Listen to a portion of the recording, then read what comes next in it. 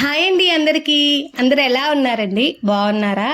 ఇవాళైతే మీ అందరి కోసం మునగాకి కారపొడి సింపుల్గా ఎలా ప్రిపేర్ చేసుకోవాలో వీడియో అయితే షేర్ చేసుకుంటున్నాను అండి. ఇంతకు ముందు కూడా పెట్టున్నాను, కాకపోతే ఇది కొంచెం క్విక్గా అయిపోయే ప్రాసెస్. అండ్ తమ్ముడు అయితే ఇంటికి వచ్చాడు, చిన్న అకేషన్ అయితే ఉంటే, సో అడిగాడు. చేస్తూ చేస్తూ మీకు కూడా షేర్ చేద్దామని చెప్పేసి వీడియో అయితే తీసేశానండి.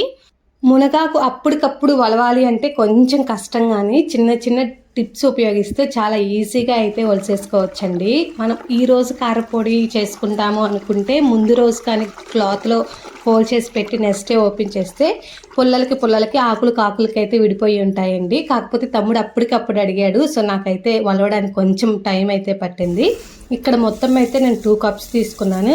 దుమ్ము దూరి ఉంటుంది కదా అని చెప్పేసి క్లీన్ చేసి ఎండలో అయితే ఇలా శుభ్రంగా తేమ లేకుండా అయితే ఆరబెట్టేసుకున్నానండి. మీకు సౌండ్ కూడా వస్తుంది, నలిపితే ఇలా పల అట్లా ఎండబెట్టుకోవాలి.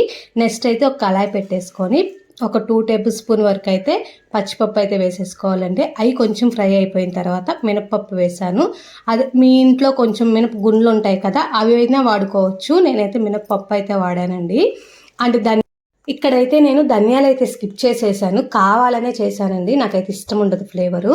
2 కప్స్కి మునగాకుకి 1 కప్ అయితే ఎండుమిరపకాయలు తీసుకున్నాను. అండ్ 3-4 అయితే చిన్న ఉల్లిపాయలు తీసుకున్నాను. జీలకర్ర అయితే ఒక 2 టేబుల్ స్పూన్ వరకు అయితే వేసేసి లాస్ట్లో అయితే మిరియాలు వేసానండి. ఫ్లేవర్ చాలా బాగుంటుంది. అండ్ మనం వేపేసుకున్నవి అన్ని పక్కన పెట్టేసి నెక్స్ట్ మనం తీసుకున్న మునగాకు అండ్ కొంచెం కరివేపాకు అయితే వేసేసి తేమ లేకుండా నీట్గా అయితే వేపేసుకోవాలి అండి.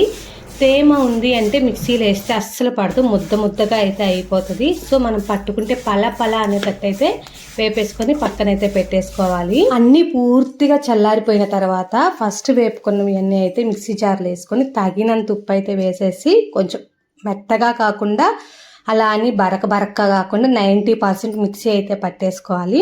దీంట్లో మనకు తగినంత చింతపండు యాడ్ చేసేసుకొని అది కూడా ఒకసారి మిక్సీ పట్టేసి మనం వేపుకున్న మునగాకును కూడా అయితే వేసేసి ఇలా పొడిగా మెత్తగా అయితే పట్టేసుకోవాలి. ఇంతేనండి, ఇంతకంటే ఎక్కువ ప్రాసెస్ అయితే లేదు. నన్ను అడిగితే ఒక 10 నిమిషాల్లో అయిపోద్ది. వేడి అన్నంలో కొంచెం నెయ్యి వేసుకొని కొంచెం పొడి వేసుకొని తినండి, ఆ రుచే వేరే అండి.